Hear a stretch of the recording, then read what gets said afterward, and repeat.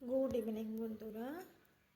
কালকে তো পেঁয়াজ ভাজা করে দেখিয়েছিলাম, মানে পেঁয়াজের পাকোড়া।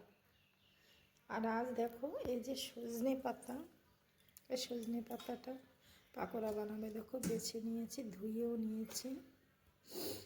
তারপর সঙ্গে দেবো যে পেঁয়াজ আর কাঁচা লঙ্কা, হলুদ গুঁড়ো, লঙ্কা গুঁড়ো,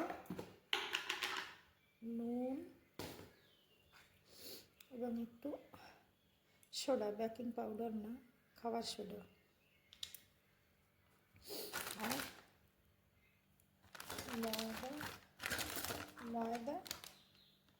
ময়দাটা আর বেসনটা দেবো। এরকম ময়দাটা অল্প কিছু দেবো, বেসনটা একটু বেশি পরিমাণে দেবো।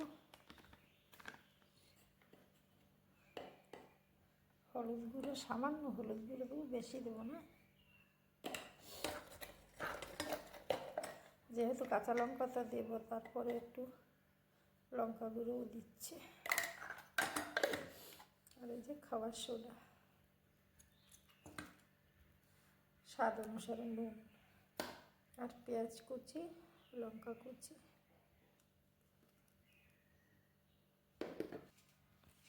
তারপর এখানে জল দিয়ে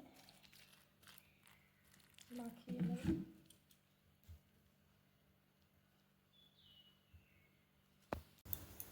দেখো বন্ধুরা, এরকম হয়েছে। এখন এটাকে আমি ভাজা করব।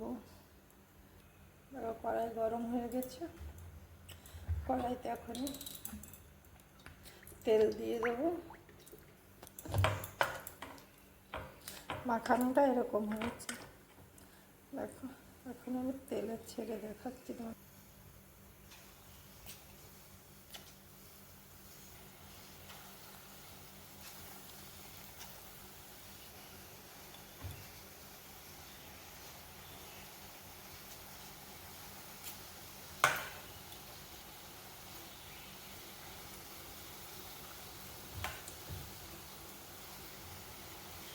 কীরকম ফুলে ফুলে উঠছে দেখছো?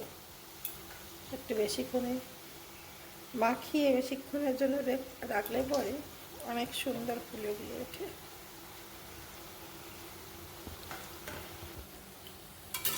কীরকম ফুলে ফুলে উঠেছে দেখো, তোমাদের সামনে নাড়ালাম, উল্টিয়ে দিচ্ছি। দেখো কত সুন্দর একটা একটা পাকোড়া কীরকম ফুলেছে।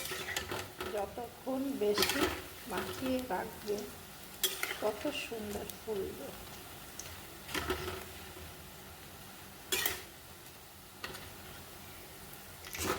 দেখো এই যে আমার পাকোড়ার লুক কীরকম হয়েছে। এখন উঠিয়ে রাখবো।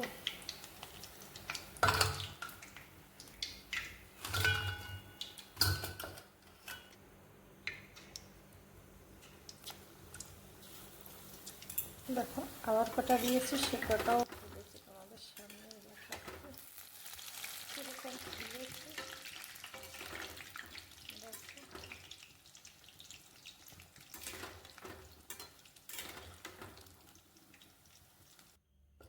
এই যে আমার ভাজা হয়ে গেছে। দেখো কত সুন্দর কুরকুরে হয়েছে সব কটা।